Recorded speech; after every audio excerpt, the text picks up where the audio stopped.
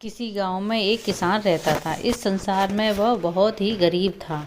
उसके पास जमीन का एक छोटा सा टुकड़ा था जिस पर वह खेती करता था।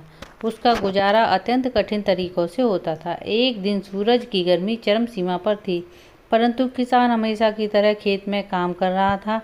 पसीने से लथपथ किसान बुवाई के लिए खेत जोत रहा था। इसी बीच खेत में खुदाई करते समय जमीन से एक बड़ा सा लकड़ी का बक्सा मिला। किसान ने सावधानी से बक्से को निकाला।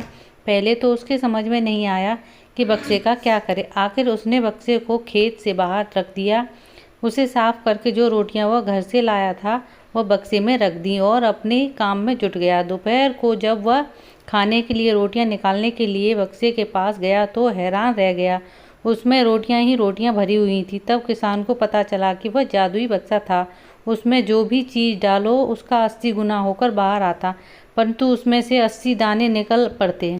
किसान ने तृप्त होकर खाना खाया और उसके बाद किसान संतुष्ट होकर बक्से को घर ले आया। बक्सा मिलने के बाद किसान बहुत खुश था। उसे लगा कि उसके सब दुख दूर हो।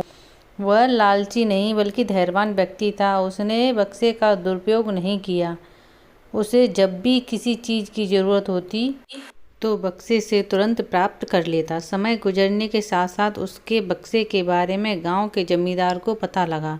जमींदार बेहद लालची था। उसे लगा कि ऐसा ही जादुई चीज़ पर तो उसका अधिकार होना चाहिए। उसके आदेश पर जमींदार के लठैत किसान को पकड़कर ले आए। उसने किसान को धमकाकर कहा, बक्सा जिस भूमि से मिला है वह मेरी जमींदारी में आती है, इसलिए बता उस बक्से पर किसका अधिकार बनता है।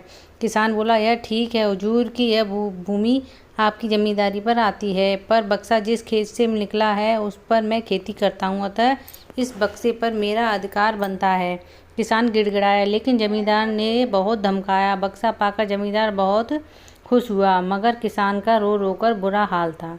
जमींदार की अब चांदी हो गई। जो चाहता बक्से में डालता और उसे कई गुना पाकर खुश हो जाता।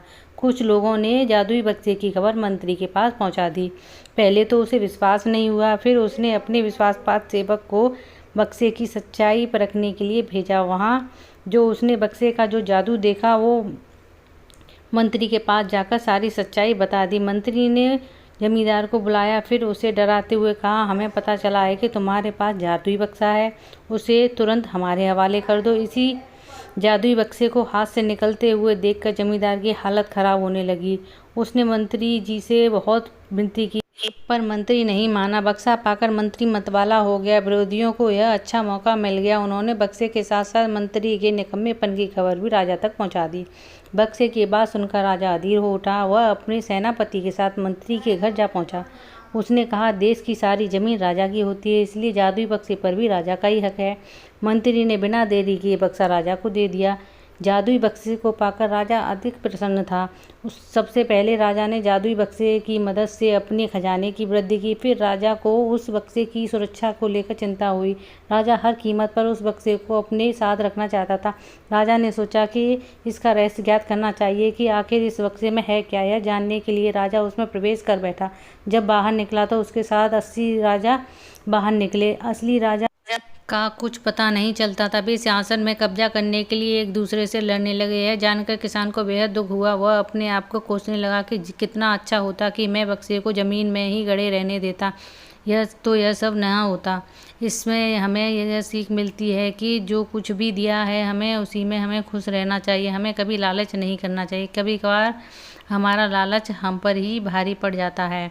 आपको मेरी कहानी अच्छी लगी हो तो प्लीज़ मुझे लाइक, कमेंट, सब्सक्राइब ज़रूर करें।